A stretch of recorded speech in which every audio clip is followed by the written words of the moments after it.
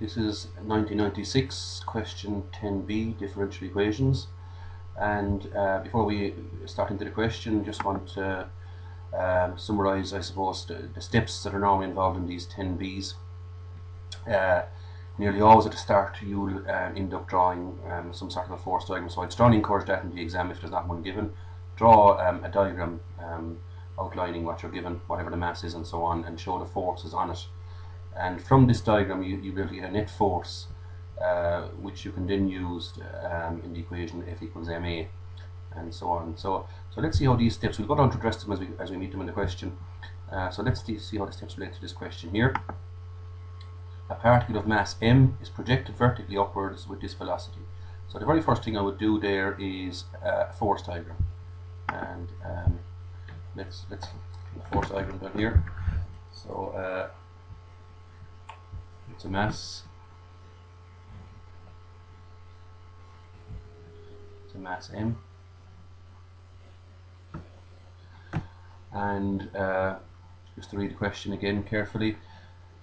This mass is projected vertically upwards with a velocity v. So what forces are on that mass? Now, a common mistake here would be to think that this is some kind of a force projecting upwards, this root 2g over k. That's not actually a force, that's just its starting velocity. And if you like, the question kind of starts, when we start our stopwatch, the thing has already been fired. So whatever force was there fired originally is now gone. That's the way to think about it. So there is actually no zero force. Once it's been fired, there is zero force in this particular question. I'm putting it upwards. So you can put in that to emphasize it if you like. But there's actually zero force upwards. And always, of course, there's going to be gravity putting down weight. So there's going to be mg. And so there's our first step, draw a force diagram. So we've that one done. Now back to the question. There is one other force mentioned here actually, and that's air resistance. This is air resistance here, kV squared. And we got to be careful air resistance as well, because in our force diagram, air resistance always goes against you. Now if you're throwing this thing up is the positive direction. Let's again emphasize that as well. Maybe a color code to emphasize what the positive direction is. And we'll say up is plus, the plus direction. That's the plus direction of motion.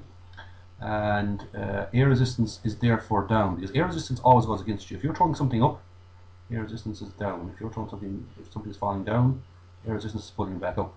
It's always opposite. And be careful with the phrase, with the wording here. It's kV squared per unit mass. That means per kilogram. So for example, if this thing was 2 kilograms, it would be 2 kV squared, 3 kilograms, 3 kV squared, and so on. If it's m kilograms, well then it's m kV squared. So m kV squared is the air resistance.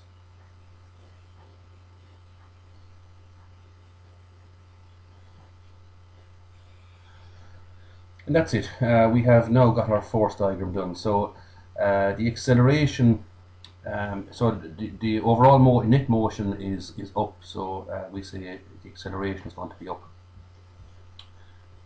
Now that brings us to our second step, which is to work out the net force of the diagram and then use F equals ma. So net force and then F equals ma. Now the net force upwards is F is equal to 0 minus mkv squared minus mg.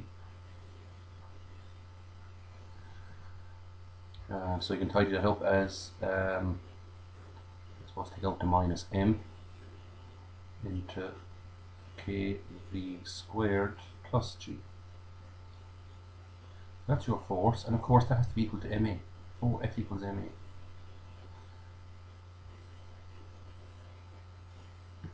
And now we can see that the m's cancel. And you've got the equation A is equal to minus into k v squared plus g. back to our set of steps. That's the second step done, the net force. The next step is to sub in A equals dv dt or VBVDS. So this is the definition of acceleration, the rate of change of velocity, dv dt, or using the chain rule that can be rewritten as VBVDS. Which of those do we use is always the next decision you have to make in an exam. And you have to make a decision by looking at what we're looking for in the question. Which of these three letters are mentioned? I mean, did they mention speed v, distance s, or time t? We're looking for the greatest height. Now, height is distance, basically. So the fact that they mention height suggests height as distance or s. So when s is mentioned, it seems that it's this equation we have to use VBVDS. That's how you know. You see what's mentioned in the question. VBVDS is what we use for acceleration here. So VBVDS is equal to minus into kv squared plus g. And that's that step done. That's that decision made. Which of those we use now? So we're getting down through the list here, and next we have to separate. We have our three steps. Then we now have our what's called the differential equation. So this is our differential equation here, VBVDS, and this is what we've got to solve. We've got to find find either v or s here, and solving a differential equation always involves the three steps that we have from part A of the question. The three steps in part A are always separate, integrate, and use initial conditions. So let's see those three steps in action. The first step is to separate, which is simply keep all the v's on one side and all the s's on the other side. So it's v dv. We can divide across by kv squared plus g.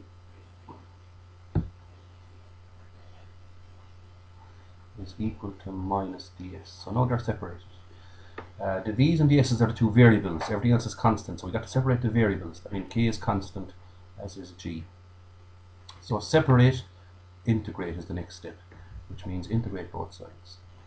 So you integrate that side and integrate that side. The minus can stay outside because it's constant.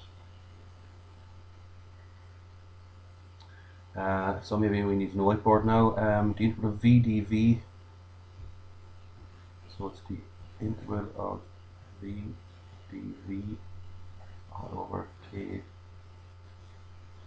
squared plus g is equal to minus integral ds.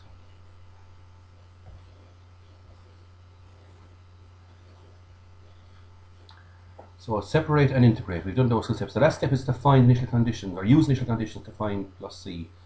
Let's just integrate first, and then we'll do that step. So the integration here, now you use what you know from your leaving cert integration types. This one does types where the power below the line is 1 greater than the power above, so it's the substitution method, and you let u equals kv squared plus g, and du dv is equal to, k is constant, so the 2 comes on in front as 2kv plus 0 because g is constant again. We need v dv above the line, so let's get v dv on one side and everything else on the other side. That means we divide across by 2k here, we get 1 over 2k. du is equal to v dv. Now we have v dv finally, which is what we want, so we can put in 1 over 2k du for that. For v dv we put in 1 over 2k du. 1 over 2k can go outside because it's constant again, so that goes outside the integral. 1 over 2k times the integral v dv, we now put in du, and under the line kv squared plus g is u, is equal to minus the integral of ds is s plus c, the constant of integration. Now we can integrate here. We've got ln of u, that's 1 over u, so it's 1 over 2k ln of u, and u of course is kv squared plus g,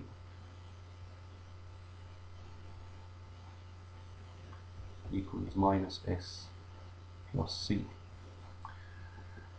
So now we've done those first two steps, separate and integrate. Now we do the third step of integration, which is to find c using initial conditions. And the initial conditions, I'll put them over here. the initial conditions, or ICs for short, are. If we read carefully in the question, you'll always find them hidden in the question. The velocity is this at the start. In other words, when you start your stopwatch, when t is naught, this is the speed. Also, the distance is naught because you just started moving, so distance is naught as well. So we say root 2g over k. So v equals root 2g over k. When s is naught and t is naught. At the start of your journey, the distance is naught and the time, of course, is naught. And you fill those into the equation. 1 over 2k ln kv squared. Now v squared is 2g over k, the root goes. So it's k into 2g over k plus g equals minus s. S is 0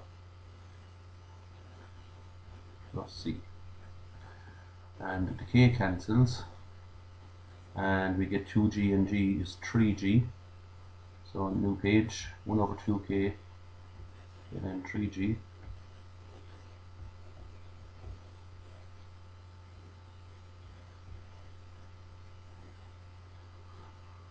equals minus s plus c.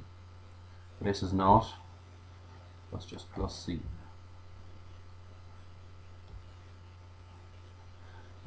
So that's plus c. So now once you have c, you put that back into the original equation, which is this one here. So this is your general equation here, and we've got c using one particular example of the equation, which is the starting point. So put c back in to get the equation that represents every point again. So it's 1 over 2k. So you get 1 over 2k ln of kv squared plus g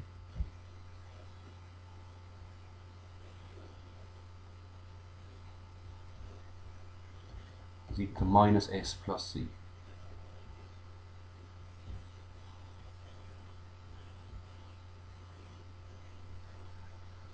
And lastly, he wants, for this back to the question, he wants the greatest height reached. Greatest height. Now, something special happens at the greatest height, and that is when you throw something, say from here to here, your speed is naught. So this is your start. This is when time is naught. So when you throw something in the air at the max height, it stops for a second before it starts falling down again, so v is 0. So we put in 0 for v here. So v is actually 0. And the equation becomes much simpler then. It's 1 over 2k ln kv,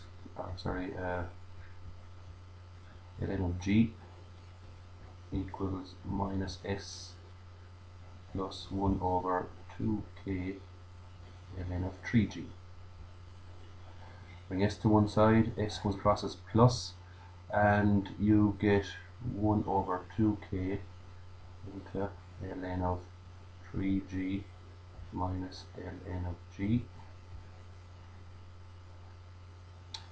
which is 1 over 2k 3g minus, you can use rules of logs here, and this becomes divided by, so it was 3g over g, which is ln of 3, which is I think what we were asked to prove. So it's ln 3 over 2k, so that's the answer, ln 3 over 2k.